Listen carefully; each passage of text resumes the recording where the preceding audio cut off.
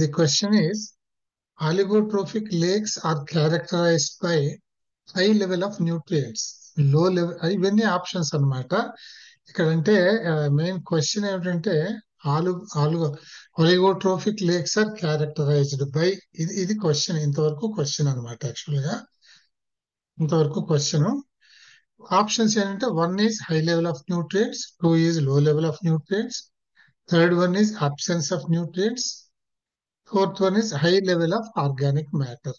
ఇక్కడ ఆన్సర్ ఉందనుకోండి, కానీ మీకు ఆల్రెడీ చెప్పాను. ఇందులో ఏ ఆన్సర్ ఎవరైనా చెప్తారండి? Can anyone say what is the answer in this? Oligotrophic lakes లో ఉండేది హై లెవెల్ ఆఫ్ న్యూట్రియంట్సా, లో లెవెల్ ఆఫ్ న్యూట్రియంట్సా, అసలు న్యూట్రియంట్స్ ఉండకుండా ఉంటాయా, నో న్యూట్రియంట్సా, లేకపోతే హై లెవెల్ ఆఫ్ ఆర్గానిక్ మ్యాటరా? Low level of exactly, exactly correct. Low level of nutrients అనే ఉంటుంది. ఎందుకంటే మనం రెండు రకాలైన వాటర్స్ చూసాము with reference to the nitrogen content. అవి eutrophic lakes, oligotrophic lakes. Eutrophic lakes where level of nutrients is more, as a result oxygen level is less. And oligotrophic lakes అంటే level of nutrients is less, therefore oxygen content is more. So here oligotrophic lakes ante where there is a low level of nutrients. Absence of nutrients కాదండి. Nutrients లేకుండా water ఉంటే usage water, nutrients అంటూ ఉండాల్సిందే. So absence అనేది తప్పు అవుతుంది. మీకు doubt వచ్చింది, ఇది ఒకటే అవకాశం ఉంటుంది. So absence, low level are not the same. Low level అంటే there are some nutrients definitely, but the level of presence is very less. Then recent studies showed that river Ganga will not flow cleaner in the near future. ఇది statement. Recent studies show that river Ganga will not flow cleaner in the near future. Ganga నది శుభ్రంగా ఉండడం అనేది, అంటే గంగా నది నీళ్ళు purity అనేది ఉండదు. Purity in the sense for drinking purpose అనుకోండి. ఇందులో అలా దీనికి కారణం ఏంటి? ఇలా చెప్పడానికి ఏది కారణం అయ్యి ఉండొచ్చు అని అంటే, the options given are failure of treatment plants, climatic change, increased sewage, thinning of flow rate of the river. ఇది ఎందుకు? ఇవన్నీ కూడా కారణాలు కావచ్చు, ఇవన్నీ డిఫరెంట్ రీజన్స్. ఇందులో మెయిన్ రీజన్ ఇలా చెప్పడానికి కారణం ఏమిటంటే, ఫస్ట్ చూసానుకోండి, failure of treatment plants. General గా వాటర్ లో ఉండే ఇంప్యూరిటీస్ ని పోగొట్టడానికి, అంటే వాటర్ లో ఉండే పొల్యూటెంట్స్ ని ఫిల్టర్ చేయడానికి ట్రీట్మెంట్ ప్లాంట్స్ అవి మనం ఇండస్ట్రియల్ ఎఫ్లూయెంట్స్ కి వాటికి పెడతాం. గంగా నదికి ఎక్కడ పెడతాం? న్యాచురల్, ఇట్స్ బిగ్గెస్ట్ రివర్ కదా అది. సో ఇది this cannot be the answer. Then increased sewage. మనకి మామూలుగా చిన్న చిన్న కాలువలు కానీ, లేకపోతే మన చిన్న చిన్న స్ట్రీమ్స్ కానీ, వీటిల్లో ఏమవుతుందంటే, మన స్యూయేజ్ అంటే domestic use of use things, agriculture waste, ఈ ఎఫ్లూయెంట్స్, ఇవన్నీ పెడితే దట్ గెట్స్ కంటామినేటెడ్. కానీ గంగా నదిలో అవి ఎంత ఉంటాయి? అవి they cannot do to a larger extent. Definitely they will pollute, but not to the maximum extent. Then thinning of flow rate of the river. ఎప్పుడైనా కానీ రివర్ లో వాటర్ కంటెంట్ తగ్గిపోతే న్యాచురల్లీ ఉన్న పొల్యూటెంట్స్ అలాగే ఉంటాయి కనుక దేర్ కాన్సన్ట్రేషన్ ఇంక్రీజెస్. కానీ అది that does not happen with big rivers. Therefore the only thing is climatic change. ఈ క్లైమేటిక్ చేంజ్ వల్ల చాలా వాటర్ క్వాలిటీలో డిఫరెన్స్ రావడానికి అవకాశం ఉంటుంది. Climatic change includes so many pollutants as well as effects of temperature. Global warming కూడా ఒక effect అవుతుంది. వీటి వల్ల కూడా ఈ Ganga river cannot be pure in the near future. ఎందుకు నియర్ ఫ్యూచరు? క్లైమేటిక్ చేంజ్ ని మనం రిస్టోర్ చేసుకుంటేనే తప్ప, క్లైమేటిక్ చేంజెస్ లేకుండా చూసుకుంటే తప్ప దీని స్థితి బాగుపడదు. క్లైమాటిక్ చేంజ్ జరగకుండా ఉండాలి అని అంటే it becomes a global responsibility. అందరూ కలిసి చేయాలి. ఎవరో ఒకళ్ళు చేస్తే జరిగేది, ఒక దేశం చేస్తే జరిగే పని కాదు కనుక it takes a lot of time. That is why it is said that in the near future. So ఈ క్లైమాటిక్ ఇంతవరకు జరిగిన వినాశనం నుంచి బయటకు రావడానికి చాలా కాలం పడుతుంది. అట్లీస్ట్ మనం let us block further polluting the environment అనేది ఇక్కడ ఇంపార్టెంట్ అనమాట. Then international drinking water supply and sanitation decade was observed between. ఇది మనకి ఇంటర్నేషనల్ ఒకటి చిన్న చిన్నవి చేస్తూ ఉంటారు కదా, పబ్లిసిటీ చేస్తారు, మోటివేషనల్ మూవ్మెంట్స్ కొన్ని చేస్తారు. అటువంటి వాటిల్లో ఇదొకటి. మనకు కూడా చూడండి, పవర్ సేవింగ్స్ కి అందరూ ఇవాళ రాత్రికి అందరూ లైట్లు ఆపేసేయండి అని అంటాం కదా, టు సేవ్ పవర్. అట్లాంటివి చిన్న చిన్న మూవ్మెంట్స్. అటువంటిది ఇది కూడా international drinking water supply and sanitation decade. అంటే మంచినీళ్ళు అనేవి, డ్రింకింగ్ వాటర్ అందరికీ కావాలి, పరిశుభ్రత అనేది ఉండాలి అనేది ఒక డీకేడ్, అంటే ఒక 10 సంవత్సరాల పీరియడ్ లో దాన్ని ఒక దీని కింద పెట్టుకున్నారు, ఇనిషియేటివ్ కింద పెట్టుకున్నారు అనమాట. ఇది ఎప్పుడు పెట్టుకున్నది, ఇది జరిగింది ఎప్పుడు అని అంటే 1981 to 1990. So this is only period, గుర్తు పెట్టుకోవాల్సిందే అంతే. వీడన్నీ కూడా ఒక 4 డికేడ్లు ఇచ్చాడు. 90, ఇది 65 to 75, then 70s, 80s and 81 to 90. So this 81 to 90 is the answer for this. Then which of the following industries consumes maximum water in India?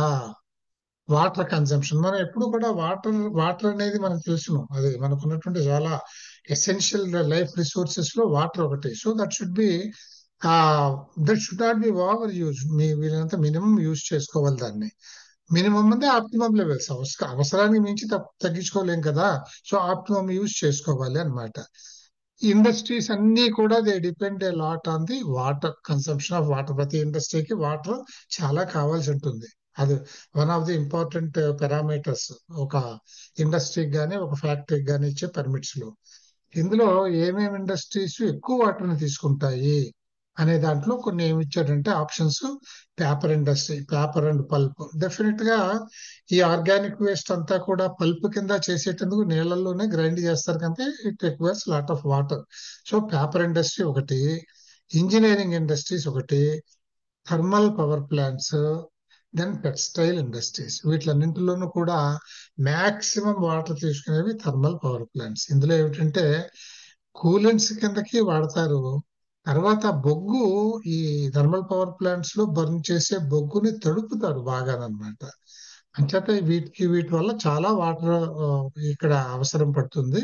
So thermal power plants consume most water, maximum water అన్నమాట. అందుకనే మనకి ఇంకోటి కూడా తెలుసు, thermal power plant అనేది this is an energy producing unit from the non renewable energy sources.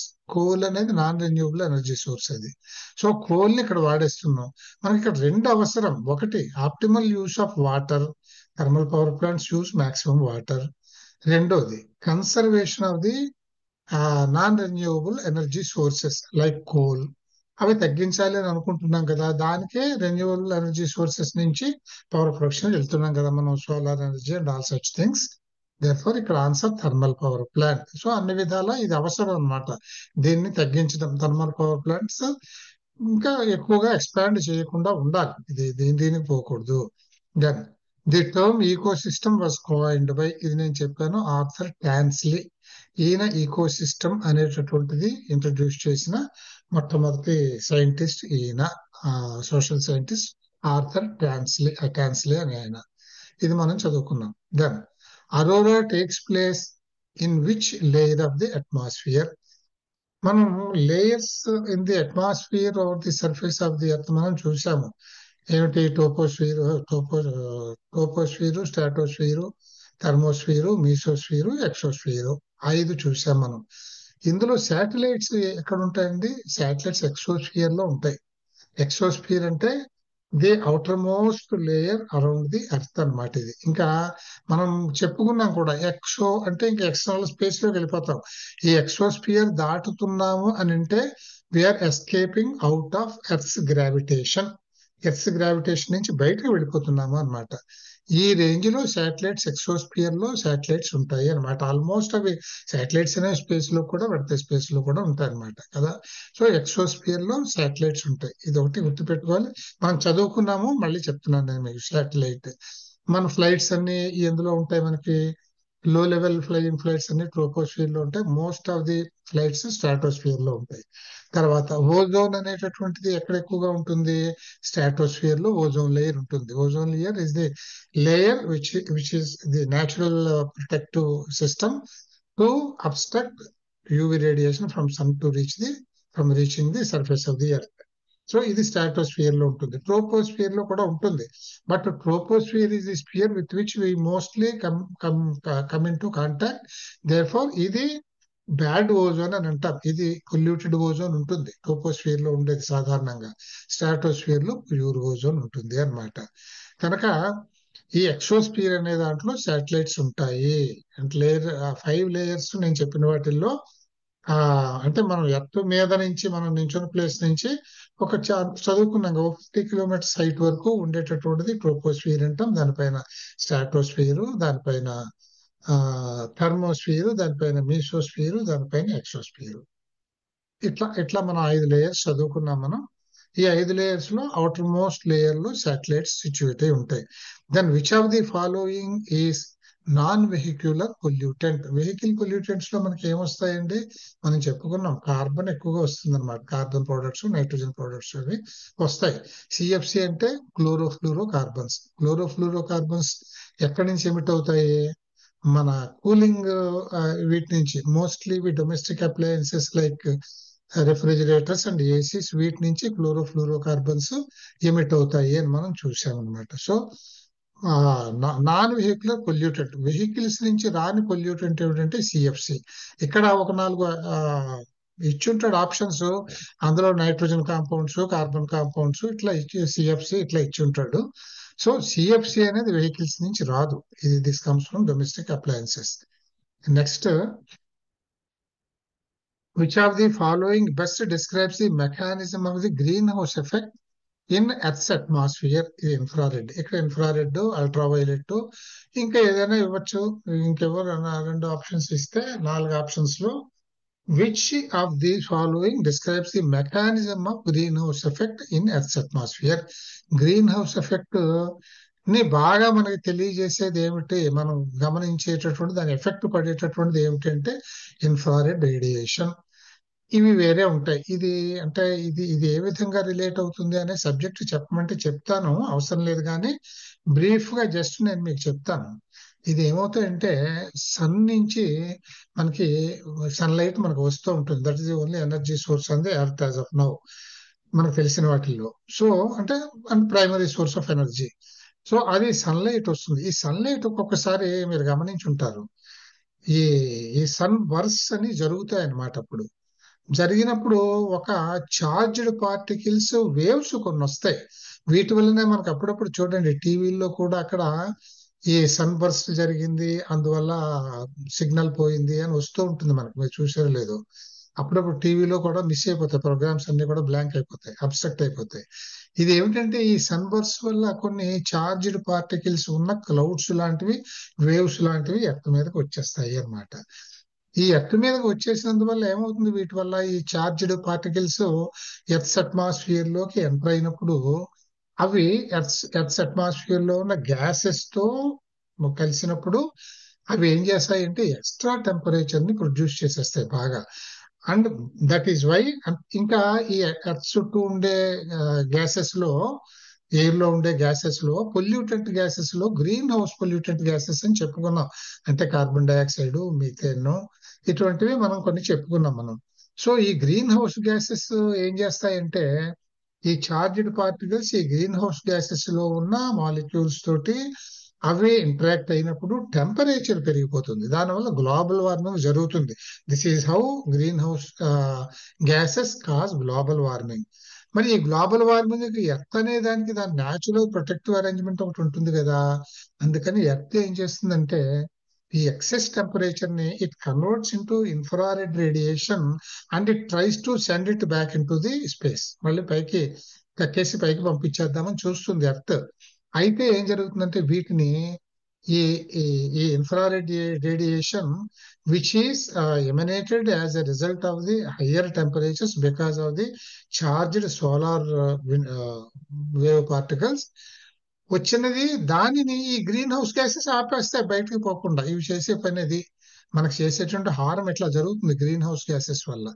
So ఇవి బయటకు పోకుండా ఇన్ఫ్రారెడ్ రేడియేషన్ ని పంపేసినందువల్ల ఏమవుతుంది, అది మళ్ళీ that will be radiated towards earth surface and that causes much more increase in the temperature on the earth. This is how global warming happens. So మనకి ఇది infrared ద్వారా మనకి తెలుస్తుంది అని అనమాట. Describes the mechanism of the greenhouse effect. దీన్నే మనం greenhouse effect అని అంటాం. అంటే the effect caused by the greenhouse gases present as pollutant in the atmosphere are in the air around the earth అనమాట, in the earth's atmosphere. So this is brief ఇచ్చాను, అక్కడ లేదు మీరు ఇందులో ఇక్కడ ఇన్ఫ్రారెడ్ అల్ట్రావైలెట్ వెళ్ళేస్తే మీరు infrared అనేది mark చేసుకోవాలని గుర్తుంటే సరిపోతుంది ఇది. So this is the mechanism in how it happens in this. తర్వాత which of the following gases initiates a chain reaction that breaks down the ozone in the upper atmosphere. ఇక్కడ చూడండి మనం ఇక్కడ ఇందులో ఈ పైన చదివినప్పుడు సిఎఫ్సి అంటే క్లోరోఫ్లూరో కార్బన్స్ అనే ఒక పొల్యూటెంట్ మనం చెప్పుకున్నాం. ఇది ఈ పొల్యూటెంట్ వస్తుంది అని. ఈ పొల్యూటెంట్ యొక్క బ్యాడ్ ఎఫెక్ట్ ఏమిటి అని అంటే ఓజోన్ లేయర్ ని డిప్లీట్ చేస్తుంది, అంటే ఓజోన్ కాన్సన్ట్రేషన్ తగ్గించేస్తుంది. దానివల్ల మన ఎర్త్ ని చుట్టూ కవర్ చేస్తూ ఉన్న ఓజోన్ లేయర్ అనే దానికి ప్యాచ్లు పడతాయి. ఈ ప్యాచ్లు పడితే ఏమవుతుంది, ఓజోన్ లేయర్ ఫంక్షన్ ఏమిటి, సన్ నుంచి వచ్చే రేడియేషన్ లో ultraviolet radiation which is very harmful, అది చారింగ్ చేసి పడేస్తుంది భూమి మీదకి వస్తే. దాన్ని అబ్స్ట్రక్ట్ చేయడం ఈ ఓజోన్ లేయర్ ఒక డిఫెన్స్, అది అనమాట డిఫెన్స్ సిస్టమ్ అది. ఈ ఓజోన్ లేయర్ కి ప్యాచ్లు పడ్డాయంటే అక్కడి నుంచి అల్ట్రావైలెట్ రేడియేషన్ భూమి మీదకి వచ్చేస్తుంది. That is highly detrimental to the life on the earth. So ఇది జరిగేది. ఈ ఓజోన్ లేయర్ డిప్లీషన్ అనేది, ప్యాచ్లు ఏర్పడడం అనేది ఎందువల్ల జరుగుతూ ఉంటుంది, ఈ క్లోరోఫ్లూరో కార్బన్స్ అనేవి మనం ఎమిట్ చేస్తున్నాము. This enters into the atmosphere like a pollutant and this causes depletion of ozone layer. ఇది ఎలా జరుగుతుంది, ఇక్కడ ఇక్కడ ఏం చెప్తున్నాడు, which of the following gases initiates chain reaction. గుర్తుపెట్టుకోండి, చైన్ రియాక్షన్ అంటే చెప్తాను. Chain reaction that breaks down ozone. ఈ ఓజోన్ అంటే ఏంటంటే ఈ గ్యాసెస్ అన్ని కూడా మామూలుగా బేసిక్ పార్టికల్స్ యాటమ్. యాటమ్ అనేది ఒకటి ఉంటుంది. ఆక్సిజన్ యాటమ్ ని ఓ అంటాం, కార్బన్ యాటమ్ ని సి అంటాం, హైడ్రోజన్ యాటమ్ ని హెచ్ అంటాం, నైట్రోజన్ యాటమ్ ని ఎన్ అంటాం. ఇట్లా మనం ఇండికేట్ చేస్తాం. అయితే ఇవన్నీ single atoms do not exist independently. అవి స్టేబుల్ కాదు. అవి ఇవి ఏమవుతాయంటే ఆ పర్టికులర్ ఆ సబ్స్టెన్స్ ని బట్టి కొన్ని ఆటమ్స్ కలిపి మాలిక్యూల్స్ కింద వస్తాయి. That molecule is a stable structure. ఇది సాధారణంగా హైడ్రోజన్ ఉందనుకోండి, ఒకటే ఆటమ్ స్టేబుల్, అది అంచేత దాని మాలిక్యూల్ అన్నా ఆటమ్ అన్నా తేడా ఏమన్నది హెచ్ అనే చెప్తాం దాన్ని. ఆక్సిజన్ ఉందనుకోండి, రెండు ఆటమ్స్ కలిస్తే స్టేబుల్ అవుతుంది. సింగిల్ ఆక్సిజన్ ఐటమ్స్ కానీ మోర్ దాన్ 2 ఆక్సిజన్ ఐటమ్స్ కానీ కలిసి స్టేబుల్ స్ట్రక్చర్ గా ఉండలేవు. అంటే ఓ గానీ O3 కానీ ఎనీథింగ్ అబౌవ్ దట్ ఇవన్నీ ఉండలేవు. O2 is the stable thing. Stable అంటే ఏమిటి, అది ఎగ్జిస్ట్ కాగలదు. మిగతా అవన్నీ non stable things, unstable things. అవి ఏమవుతాయంటే ఇప్పుడు O3 ఉందనుకోండి, 3 ఆక్సిజన్ ఐటమ్స్ కలిసిన మాలిక్యూల్ అది. అది ఎప్పుడు కూడా స్టేబుల్ స్ట్రక్చర్ వెళ్ళిపోదామని చూస్తూ ఉంటుంది, నీరు పళ్ళ మెరుగులాగా. అది ఎక్కడ స్టేబుల్ గా ఉంటామో అక్కడికి వెళ్ళిపోదామని చూస్తుంది, ఛాన్స్ దొరికితే చాలు. ఇటువంటి O3 అన్స్టేబుల్ O3 తోటి మనకు పొర ఏర్పాటు అయ్యింది, డిఫెన్స్ పొర, అంటే protecting us from the UV radiation of sunlight. ఇది ఏర్పాటు అయ్యింది. దీనిని ఈ క్లోరోఫ్లూరో కార్బన్స్ లో ఏం జరుగుతుందంటే, క్లోరోఫ్లూరో కార్బన్స్ అంటే chlorine compounds and fluorine compounds. Chlorine ని Cl అని ఇండికేట్ చేస్తాము, ఫ్లోరిన్ ని Fl అని ఇండికేట్ చేస్తాం. ఈ క్లోరోఫ్లూరో కార్బన్స్ లో వచ్చే ఎమిట్ అయ్యేటటువంటి ఆ పొల్యూటెంట్స్ క్లోరిన్ అండ్ ఫ్లోరిన్. ఈ క్లోరిన్ ఏం చేస్తుందంటే, that chlorine atom always tends to mix up if oxygen is available. Chlorine oxide తయారైపోతుంది, అంటే ఏ మోర్ స్టేబుల్ ఫార్మ్ అది. ఇక్కడ ఇంతకని ఇది ఏం చేస్తుంది, క్లోరిన్ అనేది మన క్లోరోఫ్లూరో కార్బన్స్ ద్వారా ఏమిటైన క్లోరిన్ ఈ ఓజోన్ లేయర్ లో O3 అనేది ఆల్రెడీ అది అన్స్టేబుల్ కనుక, అది స్టేబుల్ స్ట్రక్చర్ కి వెళ్ళాలంటే O2 అయిపోతుంది కనుక ఒక O పార్టికల్ ని ఇది లాగేసుకుని క్లోరిన్ ఆక్సైడ్ ఫార్మ్ అయిపోతుంది. ClO అంటే క్లోరిన్ Cl ప్లస్ O3 అంటే ఓజోన్ ఈజ్ O3 అని అంటాం మనం. 3 ఆటమ్స్ ఉంటాయి ఇక్కడ కనుక. ఈ 3 లో స్టేబుల్ స్ట్రక్చర్ వెళ్ళినది రెండు అయిపోయి ఒకటి ఎమిట్ అయిపోయి ఆ ఒకదాన్ని క్లోరిన్ తీసుకుని that becomes chlorine oxide plus stable oxygen అయిపోతుంది. దీంతో ఏమైపోయింది, ఓజోన్ పోయింది. ఇక్కడితో ఆగిపోతుందా, ఆగిపోదు. ఈ క్లోరిన్ ఆక్సైడ్ ఏం చేస్తుంది, మళ్ళీని ఈ ప్రాసెస్ లో కొన్ని single ozone items, oxygen items కూడా ఉంటాయి.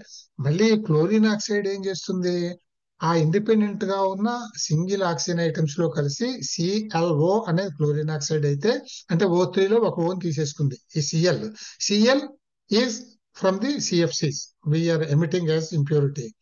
సో ఈ క్లోరిన్ O3 లో ఒక ఓన్ లాగి O2ని స్టేబుల్ గా వదిలిపెట్టేస్తే ఈ సిఎల్ఓ ఏం చేస్తుంది, అక్కడ ఫ్రీ ఆక్సిజన్ ఐటమ్స్ తీసుకుని సిఎల్ఓ అగైన్ బికమ్స్, అదే ఈ ఓ ఆ సింగిల్ ఆటమ్స్ కలిసిపోయి అది మళ్ళీ స్టేబుల్ O2 అయిపోయి మళ్ళీ క్లోరిన్ అనేటటువంటిది మళ్ళీ ఎమిట్ అయిపోతుంది.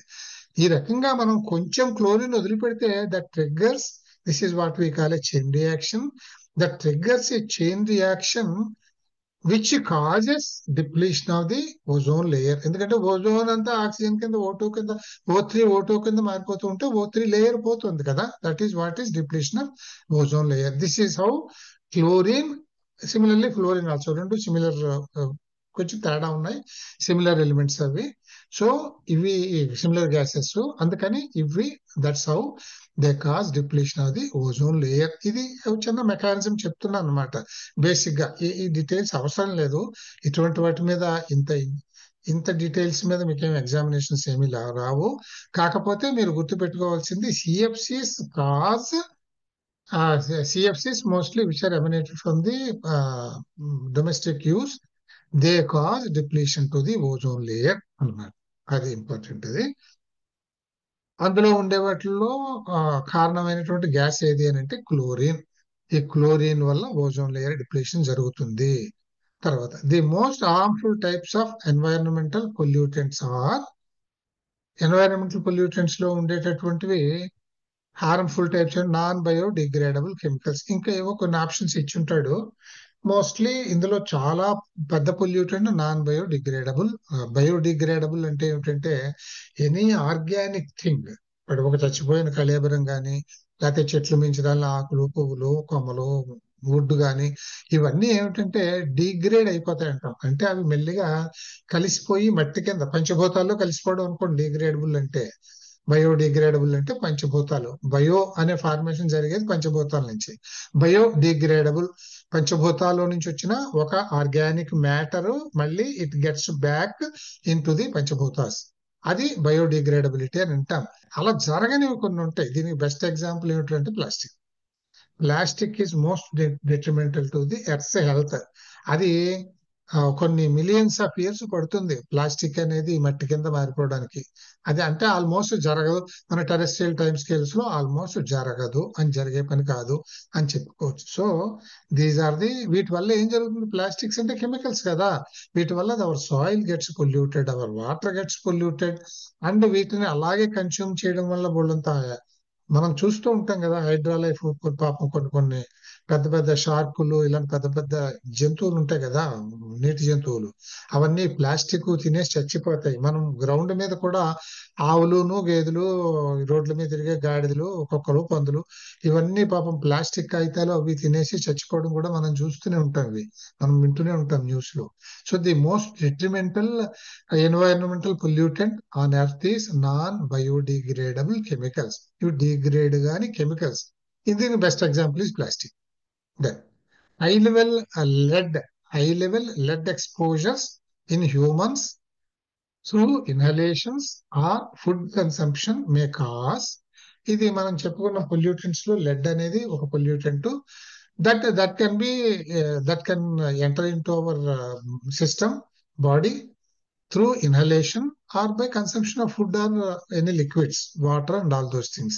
అన్ని లెడ్ అన్ని పొల్యూట్ చేస్తుంది, సాలిడ్ పొల్యూటెంట్, అది వాటర్ పొల్యూట్ చేస్తుంది, గ్యాషియస్ పొల్యూటెంట్ అన్ని ఉంటాయి అన్నమాట. దీనివల్ల వచ్చేటటువంటిది మనకు రోగాలు ఏమిటంటే mental retardation, high blood pressure, disorder nervous systems, all of these. ఇందులో మనకి ఏది వస్తుంది ఏది అనేది మనం చెప్పుకోవాలి. ఈ లెడ్ వల్ల వచ్చేటటువంటిది ఏది, ఈ మూడు ఇక్కడ ఆప్షన్స్ చూపించాను నేను. ఇందులో అంటే ఆప్షన్స్ ఆన్సర్స్ ఎట్లా ఇస్తాడంటే ఓన్లీ ABCD అనుకోండి, ఇందులో only A and B, B and C, all of those ఇట్లా ఉంటాయి. మనం ఇక్కడ తీసుకోవాల్సిన ఆప్షన్ ఆల్ ఆఫ్ దీస్. ఈ లెడ్ పొల్యూటెంట్ వల్ల, lead is a poisonous pollutant, so దీని వల్ల ఇవన్నీ బ్యాడ్ ఎఫెక్ట్స్ కూడా మనకి లైఫ్ మీద వస్తాయి అన్నమాట. Then Montreal protocol aims at, ఇది కూడా చూడండి, మనం వేరు వేరు ప్రోటోకాల్స్ మనం చూసాము. ఏ ప్రోటోకాల్ దేనికో గుర్తు పెట్టుకోవాలి, మనం రివిజన్ లో కూడా చదివేశాం ఇది. So Montreal protocol aims at controlling the ozone depleting substances. అంటే the initiative taken up in the Montreal protocol is how to contain these CFC, delivering the CFC pollutant into the atmosphere. దీని గురించి deal చేస్తుంది Montreal protocol. So ozone depletion పనిచేసేది ఏది అని అంటే మనం Montreal protocol అని మనం గుర్తుపెట్టుకోవాలి. Then which of the following are the features of Paris agreement. మనం వేరు వేరు ఇనిషియేటివ్స్ చూసాం for containing the pollutants of the environment. దీంట్లో మనం కొన్ని అగ్రిమెంట్లు మిలీనియం డెవలప్మెంట్ గోల్స్ అని చూసాము, సస్టైనబుల్ డెవలప్మెంట్ గోల్స్ అని చూసాము. అలాగే Paris agreement is in general for the environmental protection. ఇందులో ఏమేమి ఉన్నాయి ఐటమ్స్ అని అంటే, the agreement focuses on mitigation measures for environmental pollutions. ఇది mitigation measures for environmental pollution. Then it recognizes the principles of equity and common but differentiated responsibilities. Then it pertains to 2020 climate actions.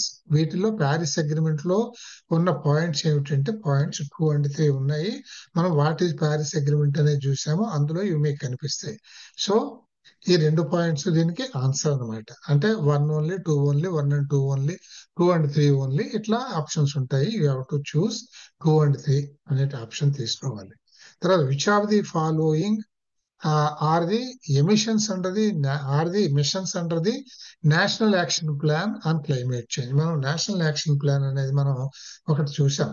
మనం ఎన్ని చెప్పుకున్నామండి? National action plan is a group of different missions. 8 missions అని గుర్తు పెట్టుకోండి మీరు, మనం చెప్పుకున్నాం, చదివాం అది. So national action plan 8 machines ని కలిగి ఉన్నది అది. ఇందులో అవి ఉన్న మిషన్స్ 8 ఏమిటి అని అంటే, అందులో ఇక్కడ 3 ఇచ్చాడు. ఇందులో ఏ మిషన్స్ ఈ 8 మిషన్స్ లో ఉన్నాయి అనేది క్వశ్చన్. ఒకటి sustaining the Himalayan ecosystem, ఇది ఉంది అందులో. మనం ఆ 8 మిషన్స్ మనం చదివాం. నేషనల్ యాక్షన్ ప్లాన్ లో ఉన్న 8 మిషన్స్ ఏమిటో మనం చదివాము. అందులో sustaining the Himalayan ecosystem ఒకటి ఉంది. Strategic knowledge for climate change, ఎందుకంటే క్లైమేట్ చేంజ్ ఎందుకు కాజ్ అవుతుందో తెలిస్తేనే తప్ప మనం స్టెప్స్ తీసుకోలేం కదా, అది లిమిట్ చేయడానికి, దాన్ని కంటైన్ చేయడానికి. సో అది సస్టైనబుల్ ఫారెస్ట్ మేనేజ్మెంట్ అనే సబ్జెక్ట్ ఏమీ లేదు అందులో. ఈ 8 మిషన్స్ లో ఈ మిషన్ లేదు కనుక ఇక్కడ ఆన్సర్ 1 and 3 ఆన్సర్ కింద పెట్టుకోవాలి. Then how many national missions of Indian government are there to address problem of climate change. How many national missions of Indian government అంటే ఇక్కడే పై దాంట్లోనే మనం ఇప్పుడు చూసాం, national action plan on climate change అని. ఇందులో 8 మిషన్స్ ఉన్నాయి అని చెప్పుకున్నాం. అవి ఎన్ని మిషన్స్ అని ఇక్కడ క్వశ్చన్. ఇలా ఉంటాయి క్వశ్చన్స్. ఒక్కోసారి సిల్లీగా అనిపిస్తాయి, ఆన్సర్ తెలిస్తే సిల్లీ అనిపిస్తుంది, తెలియకపోతే మనకి తెలియదు అంతే. అది టఫెస్ట్ క్వశ్చన్ అనుకుంటాము. ఇక్కడ చూడండి, నిన్న మనం నేషనల్ మిషన్స్ అది మనం చూసుకున్నాము. అందులో 8 machines, it's a group of 8 missions అని చదువుకున్నాం మనం. సో ఇక్కడ 6, 12, 8, 17 ఇచ్చాడు. ఎన్ని మిషన్స్ ఉన్నాయి అని అంటే ఇందులో అది 8 అనేది మనం చదువుకున్నాం. ఆ 8 అనేది ఇక్కడ పెట్టాలి. Then the initiative to establish international solar alliance was jointly taken by, ఇక్కడ మనం చూసుకున్నాం కదా, మనం చదువుకున్నాం, ఫ్రాన్స్ అండ్ ఇండియా కలిసి ఇంటర్నేషనల్ సోలార్ అలయన్స్ ని పెట్టాయి. ఎందుకంటే సోలార్ అలయన్స్ అని అంటే how best we can utilize the solar power అనేది దాని మీద ఒక ఇనిషియేటివ్ పెట్టుకున్నాయి. This is in the partnership of France and India. France and India అని ఉండొచ్చు, యుఎస్ అండ్ ఇండియా అని ఒకటి ఇవ్వచ్చును, లేదా ఇండియా అండ్ చైనా అని ఇవ్వచ్చును. ఏవో 4 ఆప్షన్స్ ఇస్తాడు. You have to pick the option France and India. Then which of the following statements best explains the concept of sustainable development. Following statements best explains the concept of sustainable development. Sustainable development ఏంటంటే మనం ఏం చెప్పుకున్నాము, sustainable development means for our development it is necessary that we use several natural resources అయితే several natural resources వాడుకోవడం ఎలా ఉండాలంటే optimal levels లో ఉండాలి. So that no resource is totally exhausted. అంత దారుణమైన ఓవర్ యూసేజ్ చేయకూడదు. కేర్ఫుల్ గా వాడుకోవాలి. మెటిక్యులస్ గా యూజ్ చేసుకోవాలి న్యాచురల్ రిసోర్సెస్ ని. అప్పుడే న్యాచురల్ రిసోర్సెస్ సస్టైన్. ఎందుకంటే అది మళ్ళీ రీప్లేనిష్ అవుతూ ఉంటాయి కొంతవరకు. సైకిల్ నడుస్తూ ఉంటుంది కనుక మనం కొంత వాడుకుంటే కొంత రీప్లేనిష్ అవుతుంది ఉన్న దాంతోని. మొత్తం లాగేసి వాడేస్తే ఏమవుతుంది, అది అంతమైపోతుంది ఆ రిసోర్స్ అనేది. అది జరగకూడదు. అలా జరగకుండా ఉండడాన్ని సస్టైనబుల్ డెవలప్మెంట్ అంటాం. Means we should use the natural resources in such a way that the sustainability of that resources is totally not lost. అంటే దీనికి చెప్పేటటువంటి 4 ఆప్షన్స్ పెద్ద పెద్ద ఉంటాయి. ఇవి డిస్క్రిప్టివ్ గానే ఉంటాయి ఇటువంటి వాటికి. సో ఇందులో చూసుకోవాల్సి అంటే use of natural resources judiciously. ఇదే నన్ను మెటిక్యులస్లీ అన్నది. So that they are available for future generations. మనం ఖాళీ చేసి పడేయకూడదు. ఇప్పుడు కూడా ఇంగ్లీష్ లో ఒక సామెత ఉంది, మీరు అనుభవించేదాన్ని మీరు ఏమనుకుంటారు, it is inherited from your sisters అని మీరు అనుకుంటారు. This is not correct. దీనికి ఏం చెప్తారంటే ఇంగ్లీష్ లో సామెత, what you are enjoying is not what you have derived from your ancestors. It is what you are borrowing from your future generations. ఇవాళ మనం ఏవైతే న్యాచురల్ రిసోర్సెస్ అనుభవిస్తున్నామో ఇవన్నీ మన ఫ్యూచర్ జనరేషన్స్ కి చెందిన వాటిలో నుంచి కొంత మనం అప్పు తీసుకొని బారో చేసుకుని మనం బాగుపడుతున్నాం, మనం సస్టైన్ అవుతున్నాము. ఏదో అలా అంతవరకు అయితే పర్వాలేదు. అది ఖాళీ చేసేస్తే our future generations are totally lost. ఉండవు ఇంకా ఫ్యూచర్ జనరేషన్స్. అది ఒక ఇంగ్లీష్ లో సామెత ఉందన్నమాట. అలాగా అందుకని so natural resources should always be used judiciously or meticulously so that left they are left abundantly for the use of future generations. Then which are the following are priority areas in relation to the sustainable development goals? మనం చెప్పుకున్నాం millennium development goals లో 8 goals ఉన్నాయి, sustainable development goals లో 17 goals ఉన్నాయి. అక్కడ అవి ఏమిటి అనేది కూడా మనం చూసాం. ఇక్కడ మీకు అప్పుడు నేను చెప్పాను, ఏదో ఒక 5-6 గోల్స్ ఇస్తాడు, ఇందులో సస్టైనబుల్ డెవలప్మెంట్ గోల్స్ లో ఏమున్నాయి లేదా మిలేనియం డెవలప్మెంట్ లో గోల్స్ లో ఏమున్నాయి అని క్వశ్చన్ రావచ్చు. ఇదిగో this is one of such questions. ఇందులో సస్టైనబుల్ డెవలప్మెంట్ గోల్స్ లో ఇక్కడ ఒక 2-3-4 ఇచ్చాడు. ఇందులో ఏమున్నాయి అని అడిగితే no poverty, we know this is there in the sustainable goals. No hunger, ఇది కూడా ఉంది. రెడ్యూసింగ్ అర్బనైజేషన్, ఇది లేదు సస్టైనబుల్ గోల్స్ లో. మీరు పైన ఇచ్చిన లిస్టులు చూస్తే మీకు అర్థమైపోతుంది. Then peace, justice and strong institutions, ఇది ఉంది. సో సస్టైనబుల్ డెవలప్మెంట్ గోల్స్ 17లో ఈ నంబర్లన్నీ గుర్తుపెట్టుకోవాలి. అందుకే 4 సార్లు అంటూ ఉంటాను నేను. ఈ 17లో ఈ 3 ఉన్నాయి. రెడ్యూసింగ్ అర్బనైజేషన్ అనేది లేదు కనుక దీని ఆన్సర్ 1, 2, 4. ఆప్షన్స్ మీకు 1 only, 1 and 2 only, 1, 2 and 4 or 2, 3 and 4 only అని ఇలా ఇవ్వచ్చు అనమాట. Then millennium development goals were adopted in UN in the year 2010. మనం చదువుకున్నాం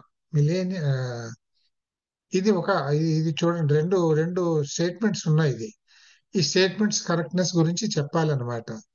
ఇది మొదటి statement, millennium development goals were adopted in UN in the year 2010. This is one statement. The second statement is developing a global partnership for development was one of the millennium development goals. అంటే global partnership కావాలి so that మనం ఈ millennium development goals ని achieve చేయాలి అని అంటే అనేది ఒక స్టేట్మెంట్. ఈ 2 స్టేట్మెంట్స్ లో మనకు ఆప్షన్స్ ఏమి ఇస్తాడు? Both are correct, 1 is right and 2 is wrong, 1 is wrong and 2 is right, లేదా బోత్ ఆర్ రాంగ్. ఈ 4 ఆప్షన్స్ ఉంటాయి. మనం ఇక్కడ ఏం పెట్టుకోవాలి అని అంటే మొదటి స్టేట్మెంట్ చూడండి, millennium development goals were adopted in the year 2010. Is this correct? మీరు ఎవరైనా చెప్పగలరా? చూస్తే చెప్పగలరు, లేకపోతే కష్టం చెప్పడం.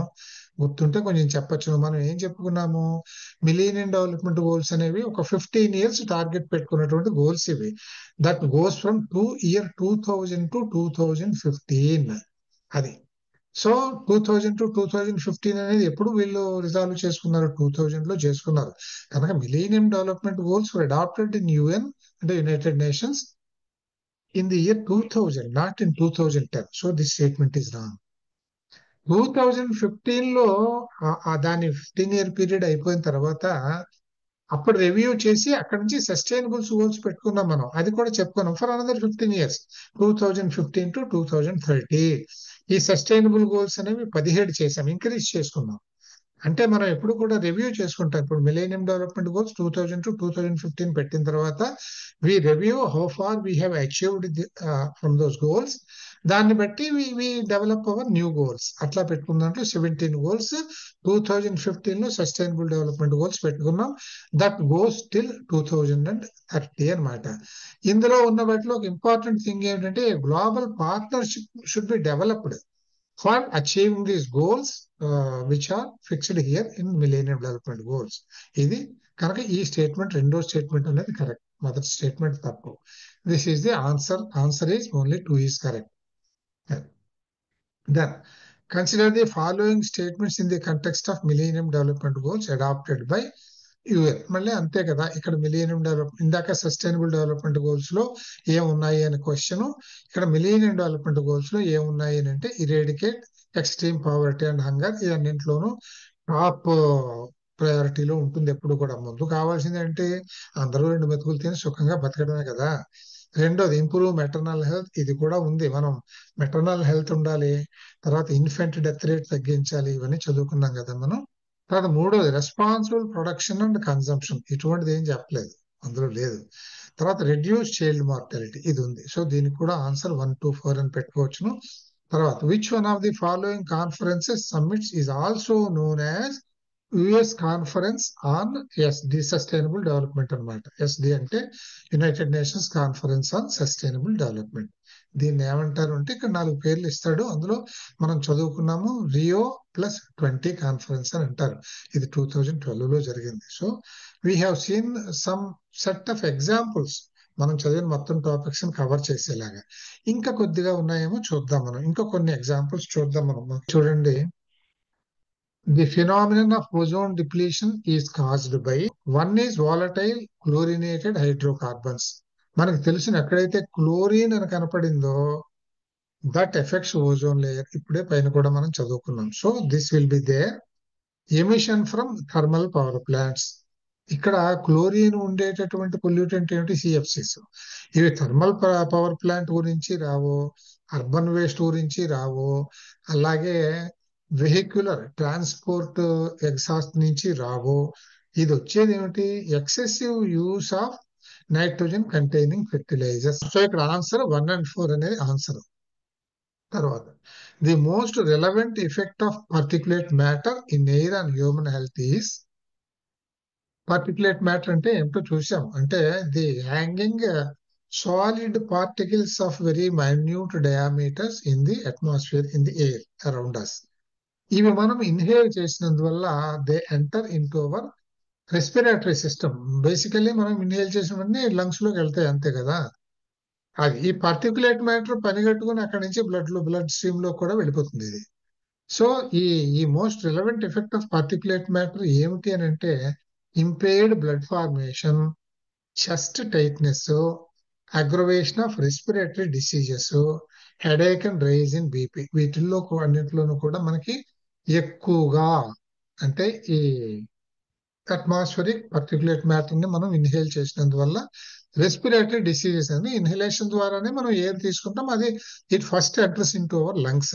దానివల్ల రెస్పిరేటరీ డిసీజెస్ ఆర్ కాజ్డ్. మనకి తెలిసిన హెడేక్ అండ్ బీపీ అనేవి దేని వల్ల వస్తాయి, మనకి కార్బన్ మోనాక్సైడ్ వల్ల వస్తాయి, అంటే అది దట్స్ గ్యాస్ వల్ల వస్తాయి అవి. సో ఇట్లా కొన్ని ఉంటాయి. ఇంపైర్డ్ బ్లడ్ ఫార్మేషన్ అనేటటువంటిది జనరల్ గా వాటర్ వల్ల జరగచ్చును, లేకపోతే ఫుడ్ వల్ల జరగచ్చును, అందులో వచ్చే ఇంప్యూరిటీస్ వల్ల.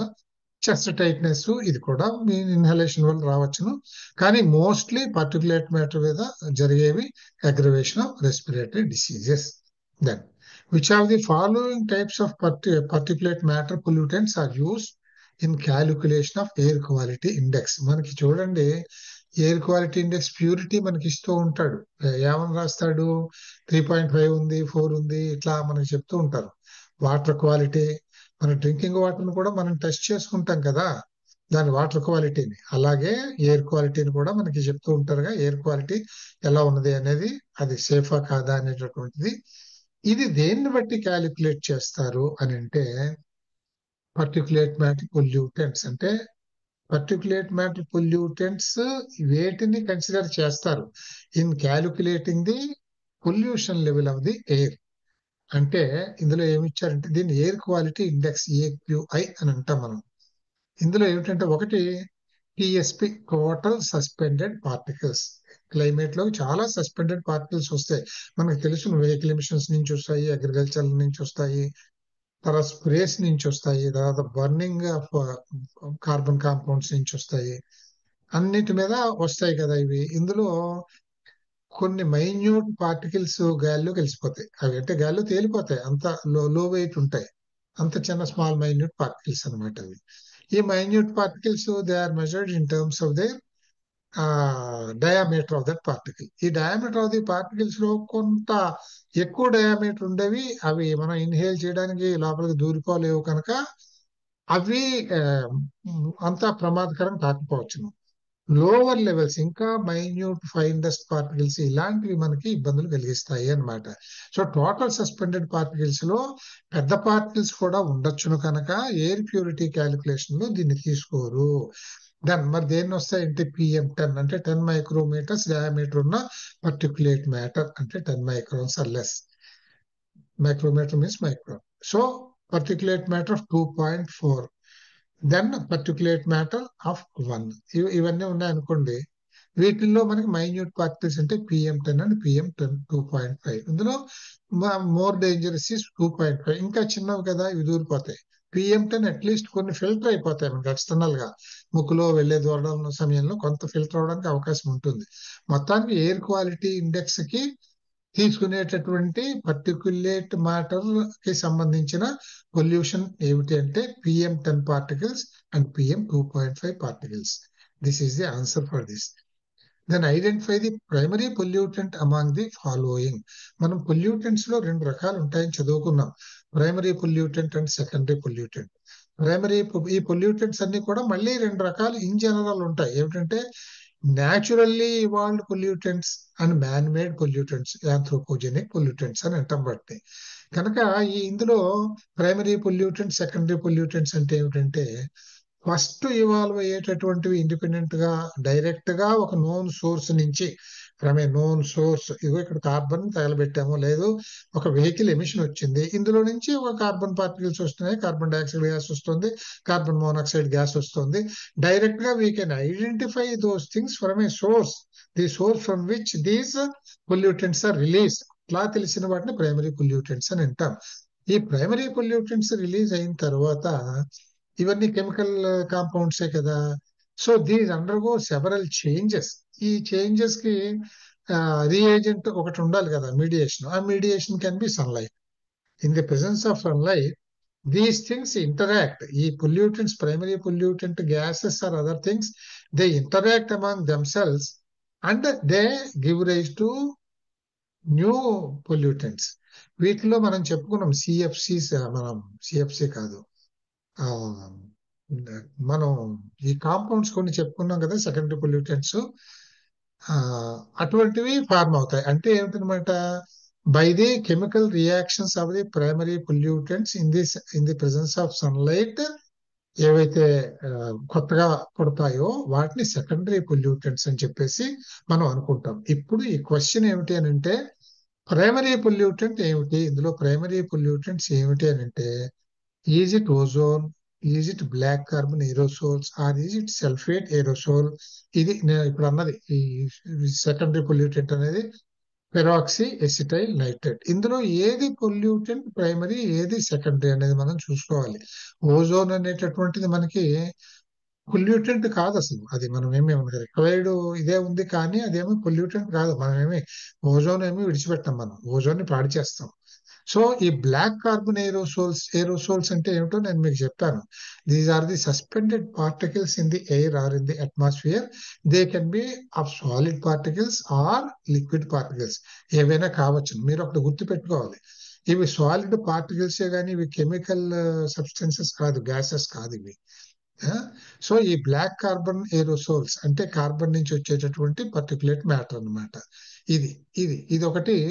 ఇది ప్రైమరీ పొల్యూటెంట్. ఇది దేని వల్ల వస్తుంది? వెహికలర్ వేటి వల్ల వస్తుంది, లేదు మనం ఫాసిల్ ఫ్యూయల్స్ బర్న్ చేసినందువల్ల వస్తుంది, అంటే థర్మల్ పవర్ ప్లాంట్స్ నుంచి రావచ్చును. ఇలాంటి వాటి నుంచి బ్లాక్ కార్బన్ ఏరోసోల్స్ అనేది డైరెక్ట్ గా ఎమిట్ అవుతుంది. ఇది మనకి తెలుసును. We know the sources, that is vehicular exhaust or thermal power plants or where fossil fuels are burnt and all those things. సో ఈ బ్లాక్ కార్బన్ ఏరోసోల్స్ అనేది ప్రైమరీ పొల్యూటెంట్ అవుతుంది. సల్ఫేట్ ఏరోసోల్ అనేటటువంటిది ప్రైమరీ పొల్యూటెంట్ కాదు. ఎందుకంటే ఇక్కడే తెలిసిపోతుంది aerosol అనేది సల్ఫర్ కాంపౌండ్ లో ఉండే తో రియాక్ట్ అయినందువల్ల జనరేట్ అయ్యేటటువంటి సెకండరీ పొల్యూటెంట్ సల్ఫేట్ ఏరోసోల్. అలాగే పెరాక్సీ ఎసిటైల్ నైట్రేట్, ప్యాన్ అని అంటాం. ప్యాన్, స్మాగ్ అని చదువుకున్నాం మనం. ఇవన్నీ సెకండరీ అన్నమాట. ఈ ప్యాన్ అనేటటువంటిది కూడా మనం ఈ పెరాక్సీ ఎసిటైల్ నైట్రేట్ అనేది కూడా because of the interactions of various primary pollutant products of nitrogen మనకి జరిగేటటువంటి సెకండరీ పొల్యూటెంట్ అన్నమాట. సో ఇక్కడ answer is 2 only, black carbon aerosols. తర్వాత ఇక్కడ ఒక మ్యాచింగ్ చూద్దాం మనం. ఈ సైడ్ ఏమి ఇచ్చాడు? Carbon monoxide, carbon dioxide, carbon monoxide. Mono అంటే 1 అనమాట. కార్బన్ మోనాక్సైడ్, తర్వాత nuclear oxides, then benzene and hydrocarbons. ఇక్కడ 4 ఇచ్చాడు అని అనమాట. ఇది ఏమిటివి? ఇవి పొల్యూటెంట్స్. ఇవి పొల్యూషన్ కాజింగ్ గ్యాసెస్ ఇవి. వీటి వల్ల వచ్చే ఎఫెక్ట్ ఏమిటి? ఈ 4 వచ్చేవి ఏమిటంటే formation of acid rain, toxic and carcinogenic, toxic and can use respiratory diseases, contribution to global warming as a greenhouse gas. ఇది మనం గుర్తుపెట్టుకోవాల్సింది. ఇక్కడ మీరు చూడండి, వీటిల్లో ఏమి కాజ్ చేస్తుంది అనేది మనం మ్యాచ్ చేయాలి. మ్యాచ్ చేయాలన్నప్పుడు మీకు ఒక చిన్న స్ట్రాటజీ కూడా చూసుకోవాలి. ఈ 4 ఏమి చేస్తుంది అనేది మీకు తెలియకపోవచ్చున్నది. ఏంటి? ఇప్పుడు గ్రీన్ హౌస్ గ్యాసెస్ లో మాక్సిమం ఉండేది ఏమిటండి? Carbon dioxide. We know this కదా. ఇది కార్బన్ డైఆక్సైడ్, ఇది నార్మల్ గా మనకు తెలిసినటువంటిది. ఇంకొకటి కూడా మనకి తెలిసింది ఉంది. ఇక్కడ చదువుకోండి ఒకసారి. Formation of acid rains. Formation of acid rains దేని వల్ల జరుగుతుందండి? Nuclear oxides, nitrates. ఈ నైట్రేట్స్ కలిసినందువల్ల మనం చెప్పుకున్నాం నైట్రిక్ యాసిడ్ ఫార్మ్ అవుతుంది, అది యాసిడ్ ఫామ్ లో వస్తుంది అని. కనుక మనకి ఇదొక ఆన్సర్ తెలుసు, అంటే అప్రాక్సిమేట్ గా చూస్తున్నాం. తర్వాత ఇంకొకటి ఇంకా ఉన్న ఇక్కడ టాక్సిక్ అండ్ కార్సినోజెనిక్ ఒకటి ఉంది. And toxic and can cause respiratory diseases. ఇది అంటే ఇక్కడ రెస్పిరేటరీ డిసీజెస్ వచ్చేది ఇదేమో క్యాన్సర్ కాజింగ్ ఇది అన్నమాట. ఇక్కడ మనం ఏం చేస్తున్నాం? మనం ఇందులో మనకి కార్బన్ మోనాక్సైడ్ తెలుసు. We know that it is toxic and it can cause respiratory diseases. ఈ టాక్సిక్ అంటే అర్థం ఏమిటంటే మనకి ఆక్సిజన్ డిమాండ్ తగ్గిపోతుంది, ఆక్సిజన్ సప్లై తగ్గిపోతుంది బ్లడ్ లో, and we get weaker and then we get faint. అది ఇంకా కాసేపు ఆ సిచ్యువేషన్ ఉంటే it causes death. So carbon monoxide ఇది. ఇట్లా కొన్ని మనకి తెలిసినప్పుడు తెలిసినవి ముందు చూసుకోవాలి. ఫర్ ఎగ్జాంపుల్ మనకి బి ఉంది. బికి ఆన్సర్ 3 అని తెలుసు. లేదు బెస్ట్ బాగా తెలిసింది carbon monoxide, carbon dioxide is a green house gas, major green house gas. ఎందుకంటే ఇవన్నీ కూడా గ్రీన్ హౌస్ గ్యాసెస్ కాదు ఇవి. ఇది ఒక్కటే గ్రీన్ హౌస్ గ్యాస్ ఖచ్చితంగా తెలుసు మనకి. సో CO2కి ఆన్సర్ 4 ఉండాలి. అంటే ఏకి 4 ఉండాలి. వీడు 4 ఆప్షన్స్ ఏమి ఇస్తాడు? 1 2 3 4, 1 3 2 4, 1 4 3 2, ఇట్లా 4 ఇస్తాడు. ఇందులో మనకి డెఫినెట్ గా తెలిసింది ఏమిటి? CO2కి ఆన్సర్ 4 అని.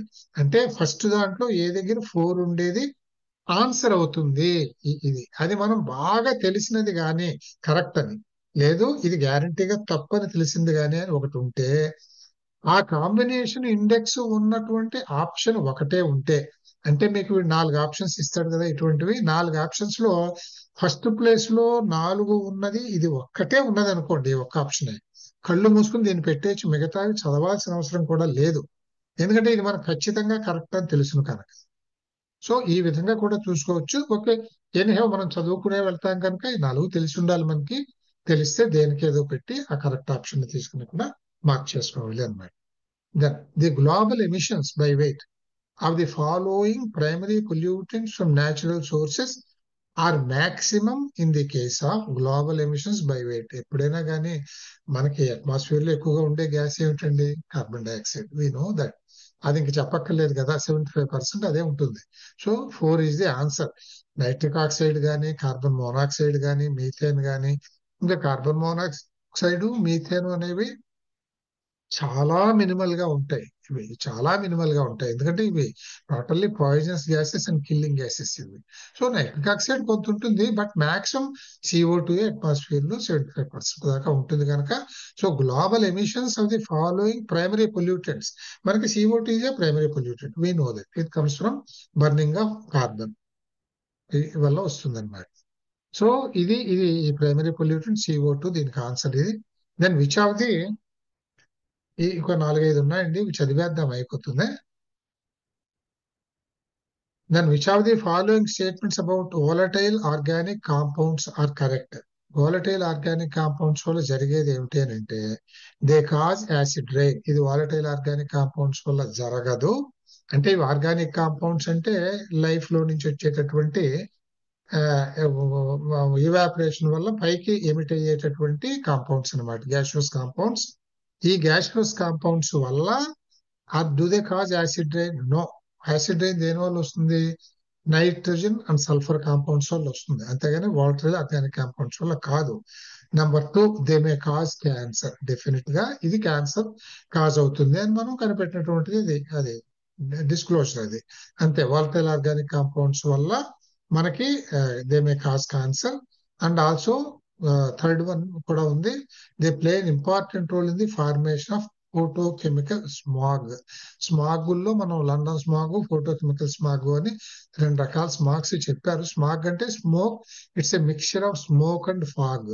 దీనివల్ల ఏమేమి లాసులు వస్తాయి అదేనేది మీకు ఇవాళ నేను అడిషనల్ నోట్స్ కొంత పెట్టాను, బేసిక్ నోట్స్ కాకుండా ఇవాళ పెట్టాను, ఇప్పుడే పెట్టాను, టాపిక్ అయిపోయిందని. అందులో మీకు ఈ ఫోటోకెమికల్ స్మాగ్ గురించి కూడా మెన్షన్ చేశాను అనుకుంటాను, నేను చేశాను, మీరు చెకప్ చేసుకోండి. లండన్ స్మాగ్, ఫోటోకెమికల్ స్మాగ్ అని, స్మోక్ అండ్ ఫాగ్ మిక్చర్స్ 2 రకాలుగా చెప్తారు. బట్ ఎఫెక్ట్స్ అవి అన్ని అందులో రాశాను నేను, మనం మాట్లాడుకున్నాము, మీరు చూడండి అది. సో ఈ 2 these are caused by the volatile organic compounds, not acid rain. తర్వాత ఏ కార్బన్ మోనాక్సైడ్ ఇది A అండ్ B అంటే 2 స్టేట్మెంట్స్ టైప్ క్వశ్చన్. ఇక్కడ A అండ్ R అంటే assertion and reasoning type question ఇది.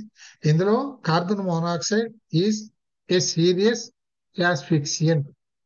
Even a short exposure may have fatal health issues. ఇది ఉంది ఇందులో. మనకి యాస్ఫిక్సియంట్ అనేది కొంచెం కొత్త మాట అనిపిస్తుంది.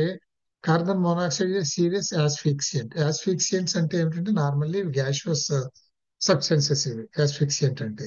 యాస్ఫిక్సియంట్ అని దేన్ని అంటారంటే, ఇట్ హ్యాస్ ఏ క్వాలిటీ. ఈ యాస్ఫిక్సియంట్ అంటే ఏమిటో తెలిస్తే మనకు ఆన్సరే తెలిసిపోతుంది, అంతే. ఈ యాస్ఫిక్సియంట్ క్వాలిటీ ఏమిటంటే, మనం మనం బతికే దేని మీద అండి, గాలిలో ఉన్న ఆక్సిజన్ ని పీల్చుకుని. ఆక్సిజన్ అనేది ఒక గ్యాస్, గాలిలో ఉంది, అది పీల్చుకునే మనం బతుకుతాం. మన ప్రాణం అదే కదా, ప్రాణవాయువు ఆక్సిజన్, ఇది మనం పీల్చుకుంటాం. ఈ యాస్ఫిక్సియంట్ గ్యాసెస్ అని వేటిని అంటారంటే, ఈ gases, this type of gases they reduce supply of this oxygen getting in to the body. ఈ మీ శరీరంలోకి ఈ ఆక్సిజన్ వెళ్ళడాన్ని ఇవి బ్లాక్ చేస్తాయి. ఇది ఒక పద్ధతి, అంటే మనకి ఆక్సిజన్ అందకుండా చేస్తాయి. ఈ గాలిలో ఉండేటటువంటి యాస్ఫిక్సియంట్ గ్యాసెస్ గాలిలో ఉన్న ఆక్సిజన్ మన బాడీలోకి ప్రవేశించడానికి అబ్స్ట్రక్షన్ కల్పిస్తాయి. ఇది ఒక పద్ధతి. రెండోది ఏమిటి, మన సెల్యులర్ బయాలజీ మీద ఎఫెక్ట్ అన్నమాట. అంటే మన బాడీ సెల్స్ ఉంటే ఇవే కదా తీసుకున్న గాలి, ఈ సెల్సే కదా చేసే పని అంతా. ఈ కన్వర్షన్స్ అన్ని చేసేది ఎనర్జీ కన్వర్షన్, అది inhaled oxygen and all that, food and all that, ఇవన్నీ సెల్లోనే జరుగుతాయి. ఈ సెల్స్ ని ఇన్కెపాసిటేట్ చేసేస్తాయి, అంటే ఆ తీసుకున్న ఆక్సిజన్ ని ప్రాపర్ గా యూజ్ చేసుకునేలాగా చేయలేకుండా చేసేస్తాయి. అటువంటి గ్యాసెస్ ని యాస్ఫిక్సియంట్ గ్యాసెస్ అని అంటాం. Carbon monoxide is definitely one of the dangerous gases from the asphyxiant gases. ఇదన్నమాట. దీనికి కొంచెం సేపు మనం పీల్చినా కూడా ఫ్యాటల్ హెల్త్ ఇష్యూస్ మనకి తెలుసు. ఏమిటి? కార్బన్ మోనాక్సైడ్ పీలిస్తే మనకి ముందు ఆక్సిజన్ తగ్గిపోతుంది కనుక ఊపిరి ఆడనితనం వస్తుంది. ఊపిరి ఆడనితనం కొంచెం పెరిగితే ఫెటీగ్ అంటే మూర్ఛపోవడం జరుగుతుంది. ఆ మూర్ఛలో ఇంకొంచెం పీల్చేస్తే చచ్చిపోవడం జరుగుతుంది. అది that is what we say it leads to fatal health issues. So the next question is volatile organic chemicals are contaminants more commonly found in groundwater than in surface water. We have surface water and groundwater. Groundwater means in the lower state of the ground, underground currents అన్నమాట. Surface water అంటే మనకు ఉండేటటువంటి reverse, lakes వీటిలో ఉండే surface water. So surface ఈ రెండింటిలో volatile organic chemicals ఎందులో ఎక్కువ ఉంటాయి అని అంటే న్యాచురల్లీ మనం చెప్పొచ్చు it is in ground water, not in surface water. ఎందుకంటే వాలటైల్ అనగానే అర్థం ఏంటి? If they are in surface water they decompose, ఉండవు కదా. గ్రౌండ్ వాటర్ లోనే ఉంటాయి, ఎందుకంటే వాలటైల్ నేచర్ అయినప్పటికీ అది కొంచెం ఎవాపరేషన్ అవ్వవు కనుక. సో న్యాచురల్లీ ఇక్కడ this are found in ground water than in surface water అనేది we can definitely say that is correct. Yes. రెండోది VOCs అంటే volatile organic compounds are one of the criterion parameters to determine drinking water quality. మనకి portable కాదా water అనేది మనకు metre వేసి చెప్తారు కదా. దిస్ కెన్ బి, ఇప్పుడు మనం బోర్స్ వేసుకుంటే దాంతో చెక్ చేస్తాం మనం పోర్టబిలిటీ ఉందా లేదా అనేది. సో దాన్ని ఏ ఏ పారామీటర్స్ తీసుకొని దాన్ని డిసైడ్ చేస్తారు అని అంటే ఇక్కడ ఏమంటున్నాడంటే VOCs ఉంటాయా ఈ వాలటైల్ ఆర్గానిక్ కాంపౌండ్స్ అనేది, does it be a parameter to decide the drinkability of water, portability of water అని అడుగుతున్నాడు. నో, వాలటైల్ ఆర్గానిక్ కాంపౌండ్స్ అందులో ఉండవు. ఎందుకంటే మనకి జనరల్ గా ఇది డ్రింకింగ్ వాటర్ పోర్టబిలిటీలో చూసేది డిజాల్వ్డ్ సాలిడ్స్ ని మాత్రం చూస్తాం అనమాట. ఆ సాలిడ్స్ లో ఏమేమి ఉంటాయి? మినరల్స్, మెటల్స్ గ్రౌండ్ లో ఉంటాయి కదా, అండ్ సమ్ బ్యాక్టీరియా, ఇటువంటి ఉండేవి చూస్తాం తప్ప వాలటైల్ ఆర్గానిక్ కెమికల్స్ ని మనం we don't consider it as a parameter to decide the drinkability or portability of our water. This is the answer. So ఈ రెండు స్టేట్మెంట్స్ లో statement 1 is correct and statement 2 is wrong. Next, pollutant rivers with very high values of biological oxygen demand. నేను చెప్పాను BOD అంటే biological oxygen demand, or we can also say biochemical oxygen demand. Means the demand of oxygen. Normal గా water bodies ఉంటే they demand oxygen, ఎందుకంటే water bodies లో there is aquatic life which need oxygen. అందుకని దానికి oxygen demand ఉంటుంది, oxygen కావాల్సి ఉంటుంది అని అనమాట. ఇందులో high value biological oxygen demand ఉంటే అంటే ఎక్కువగా ఆక్సిజన్ ని కోరుకునేటటువంటి వాటర్ బాడీస్ కానీ ఉండుంటే they produce a foul smell. ఒక ఫౌల్ స్మెల్ వస్తుంది. మే ప్రొడ్యూస్ ఏ ఫౌల్ స్మెల్. ఇదొకటి polluted rivers with high value of biological oxygen demand may produce a foul smell. ఇదొక స్టేట్మెంట్. ఇదొక తర్వాత దీనికి రీజనింగ్ ఏమిటంటే anaerobic bacteria produce SO2 and oxides of nitrogen. ఈ రెండిటల్లో మనకి 4 ఆప్షన్స్ తెలుసు కదా, ఏబిలో both wrong, both right, 1 wrong, 2 right, 1 right, 2 wrong, ఇంతే. సో ఇందులో మనకు ఆన్సర్ ఎలా వస్తుంది అని అంటే polluted rivers with very high values of biological oxygen demand may produce a foul smell. This is true. ఎందుకంటే very high biological oxygen demand అంటే దేని ఉంటుంది? ఆల్గల్ బ్లూమ్స్, నాచి పట్టేసి ఉన్న వాటిల్లో ఆక్సిజన్ డిమాండ్ ఎక్కువగా ఉంటుంది అనమాట. ఆ ఆక్సిజన్ డిమాండ్ ఎక్కువగా ఉన్నవి పొల్యూటెడ్ రివర్స్ కనుక they produce a foul smell. This is normal, this is experience. దీనికి ఇక్కడ రీజనింగ్ ఇచ్చాడు. Anaerobic bacteria produce sulphur dioxide and oxides of nitrogen అని ఇచ్చాడు. ఇక్కడ మనకు తెలియాల్సింది అనైరోబిక్ బ్యాక్టీరియా అంటే ఏమిటి. సో SO2 ప్రొడ్యూస్ అయితే ఫౌల్ స్మెల్ ఉంటుంది, న్యాచురల్లీ అది ఫౌల్ స్మెల్ కలిగి ఉంటుంది కనుక ఆ గ్యాస్ కి. That is its characteristic. ఇది ఎలా వస్తుంది అంటే the anaerobic bacteria available in that water produce this అనేది రీజనింగ్. ఇది కరెక్టా అంటే whether anaerobic bacteria produce sulphur dioxide and oxides of nitrogen or not. అది తెలియాలంటే మనకి అనైరోబిక్ బ్యాక్టీరియా అంటే ఏంటో తెలియాలి మనకి. బ్యాక్టీరియా ఉంటాయి, అదే మైక్రో ఆర్గానిజమ్స్ బ్యాక్టీరియా కూడా. సో ఈ బ్యాక్టీరియాలో రెండు రకాలు ఉంటాయి, ఏరోబిక్ బ్యాక్టీరియా అండ్ అనైరోబిక్ బ్యాక్టీరియా అని. ఏరోబిక్ బ్యాక్టీరియా అంటే ఏమిటంటే, these are the bacteria, microorganisms living in the water, available in the water, which require oxygen for their sustenance. వాటికి ఆక్సిజన్ కావాలి, వాటికి ఆక్సిజన్, దే నీడ్ ఆక్సిజన్. ఈ మైక్రో ఆర్గానిజమ్స్ లో varieties రెండు రకాలు ఉంటాయి, which require oxygen for their sustenance. ఇంకా రెండో variety which do not require oxygen at all, but oxygen అక్కర్లేదు. అక్కర్లేదు అంటే మళ్ళీ అందులో రెండు రకాలు చెప్పుకోవచ్చు నువ్వు. ఆక్సిజన్ అవసరం లేదు కానీ ఆక్సిజన్ ఉంటే దే డోంట్ మైండ్, ఆక్సిజన్ ఉన్నా they sustain, but they don't take oxygen, they don't need oxygen. ఇదొక రకం. రెండో రకం అసలు they cannot tolerate the presence of oxygen. Oxygen ఉంటే ఆ బ్యాక్టీరియా చచ్చిపోతుంది. అటువంటివి కొన్ని ఉంటాయి అన్నమాట. So the kind of bacteria that is micro organisms which require oxygen for their sustenance in their respiration system are called aerobic bacteria, and those which do not need oxygen, they are called anaerobic bacteria. ఈ అనైరోబిక్ bacteria అనేటటువంటివి lactic acid ని produce చేస్తాయి తప్ప SO2 and oxides of nitrogen ని produce చెయ్యవు.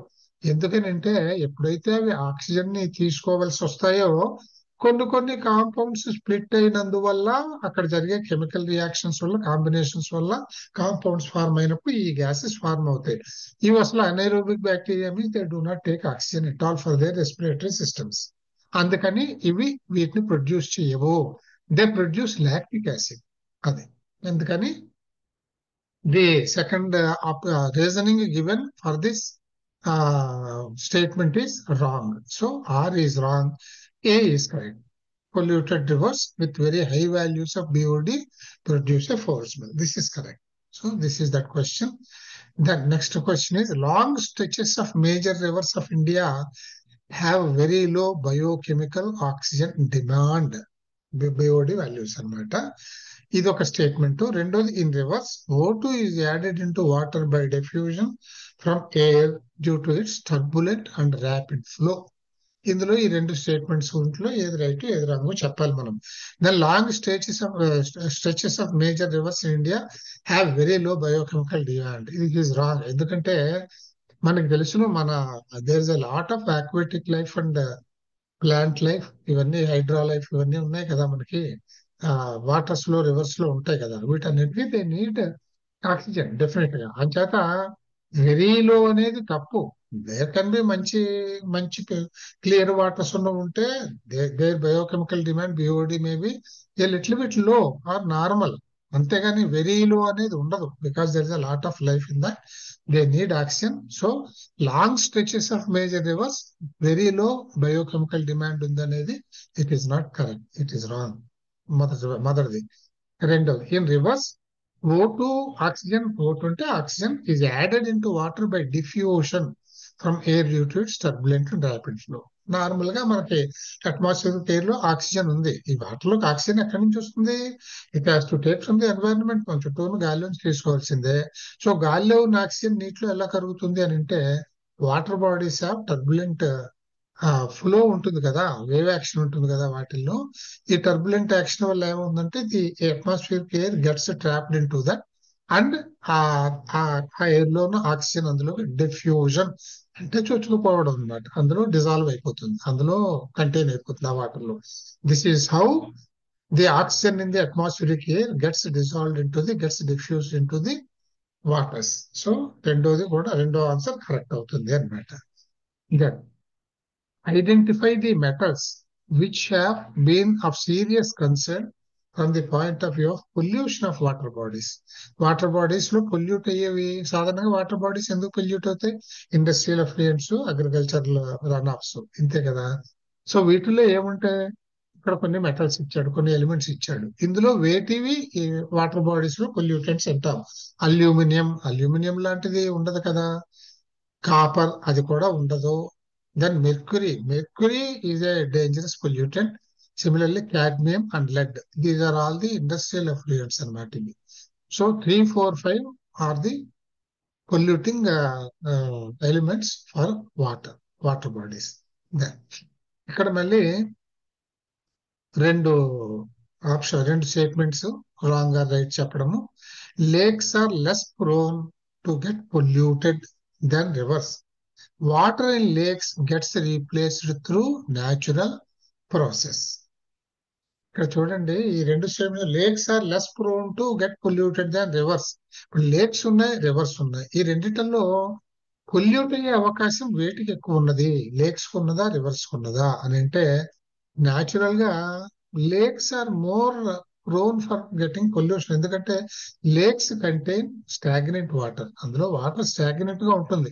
మనకు తెలుసు lakes లో మాన్సూన్ సీజన్ లో నీళ్లు నిండితే సమ్మర్ వచ్చేది తగ్గిపోతాయి, ఒకచో ఎండిపోతాయి కూడా మొత్తంగా.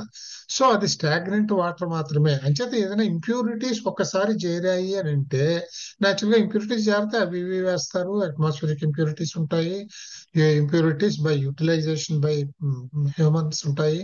సో ఇవన్నీ ఒక్కసారి అందులో చేరిపోతాయి, అందులో చేరిపోవడానికి అవకాశం ఎక్కువ ఉంటుంది. స్టాగ్నెంట్ వాటర్ అవి కొట్టుకుపోయి ఎక్కడికి అక్కడే ఉండిపోతాయి. Therefore lakes are less prone to get polluted అనేది తప్పు. Lakes are more prone to get polluted. ఎందుకంటే ఏదైనా పొల్యూటెడ్ చేరిందంటే ఎక్కడికి పోదు, అందులోనే ఉండిపోతుంది. వేరే then rivers, rivers are those which flow, వాటిలో ఒక ఫ్లో ఉంటుంది కనుక పొల్యూటెంట్స్ ఏమైనా చేరినా కూడా they may flow down the stream, వెళ్ళిపోతాయి, కొట్టుకుపోతాయి. కనుక rivers are less prone but lakes are more prone to get polluted. అంచేత మొదటిది lakes are less prone to get polluted అనేది ఇట్ ఈస్ రాంగ్. అది కరెక్ట్ కాదు. అది కట్ చేస్తున్నాను కదా. And similarly water in lakes gets replaced through natural processes. ఇది కూడా మనకు తెలుసు. లేక్స్ లో వాటర్ న్యాచురల్ ప్రాసెస్ మీన్స్ వర్షం వచ్చినప్పుడు నిండుతుంది, వర్షం లేక ఎండ కాస్తే ఎండిపోతుంది. సో ఇవన్నీ కూడా వీటికి వాటర్ లేక్స్ లో ఎట్లా మారుతుంది అంటే సమ్మర్ లో ఎండిపోతుంది, మళ్ళీ వర్షాకాలంలో న్యాచురల్ గా వచ్చే రేంజ్ తోటి that gets filled up. So water in lakes gets replaced through natural processes. అందులో మనం నీళ్లు పెట్టాం, అందుకని ఇది రెండో ఆప్షన్ రైట్ అవుతుంది. So this is this question. And the next question and the last question is, lakes are considered to be more susceptible to pollution than rivers. Water in lakes may take decades to be replaced. ఇంచుమించు పై question అంటే ఇది కూడా second statement కొంచెం మార్చాడు. Lakes are considered to be more susceptible to pollution than rivers. ఇక్కడ ఇది కరెక్టే, lakes pollute అయ్యేటువంటిది అవకాశం ఎక్కువ. పైన చూసాం, ఇక్కడ ఇచ్చిన స్టేట్మెంట్ ఆపోజిట్ స్టేట్మెంట్ ఇచ్చాడు ఇక్కడ. రెండోది ఇక్కడ water in lakes gets replaced through natural process అన్నాడు. ఇక్కడ water in lakes may take decades to be replaced. అంటే చిన్న చిన్న పాండ్స్ లాంటివి కాకుండా పెద్ద పెద్ద లేక్స్ ఉన్నాయంటే అది ఒక్కసారి ఎండిపోతే అది మళ్ళీ ఫిల్ అవ్వడానికి చాలా టైం పడుతుంది. పెద్ద పెద్ద లేక్స్, ఉదాహరణకి కొల్లేరు లేక్ ఉంటుంది, అదే థౌజండ్స్ ఆఫ్ స్క్వేర్ కిలోమీటర్స్ ఉంటుంది దాని ఏరియా.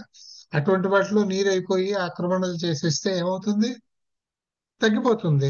ఒకవేళ ఇప్పుడు ఆక్రమణలు తీసేసిన మళ్ళీ ఆ నీళ్ళు రావాలంటే ఎంతకాలం పడుతుంది, అంత వాటర్ బాడీ డెవలప్ కావడానికి. therefore water in lakes may take long times, decades to be replaced. అలాగే ఈ వాటర్ మొత్తం తీసేసి కొత్త నీళ్ళు రావాలి అంటే కూడా కష్టమే, మొత్తం పోవు. నార్మల్ గా మనం చిన్న చిన్న లేక్స్ పాండ్స్ లాంటివి అయితే సమ్మర్ లో డ్రై అయిపోతాయి, మళ్ళీ కొత్త వాటర్ వస్తాయి. ఇదే బిగ్ లేక్స్ అయితే ఏమవుతుంది, పెద్ద పెద్ద లేక్స్ అయితేను మొత్తం పోదు, కొంత నీరు పోతుంది, కొంత కొత్త నీరు వస్తూ ఉంటుంది. సో మొత్తంగా అది మాత్రం రీప్లేస్ కాదు వాటర్. అలా జరగాలి అని అంటే it takes lots of time అని. So right, or is the right thing, or is the right thing. And that is the reason why lakes are susceptible to pollution. ఒక్కసారి పొల్యూట్ అయితే అందులో ఉండిపోతుంది అంతే, ఆ పొల్యూషన్ అందులో పర్మనెంట్ గా ఉండిపోతుంది లేక్ లో. ఎందుకంటే అది water does not get totally evacuate and refill always especially in case larger lakes ఇదన్నమాట. సో దీంతో మనకి కొన్ని క్వశ్చన్స్ కూడా బాగానే ఆల్మోస్ట్ మనం అన్ని రకాల టాపిక్స్ కవర్ చేసే క్వశ్చన్ ఆన్సర్స్ మోడల్స్ చూసేసాం. For the present we will stop here. Tomorrow will continue అండి. Thank you. క్లోజ్ చేసేస్తున్నాను. ధన్యవాదాలు మళ్ళీ మహోదయ. మళ్ళీ రేపు పొద్దున్నే 8 గంటలకి, రేపు రాత్రి 8 గంటలకు కలుద్దాం. Bye, good night.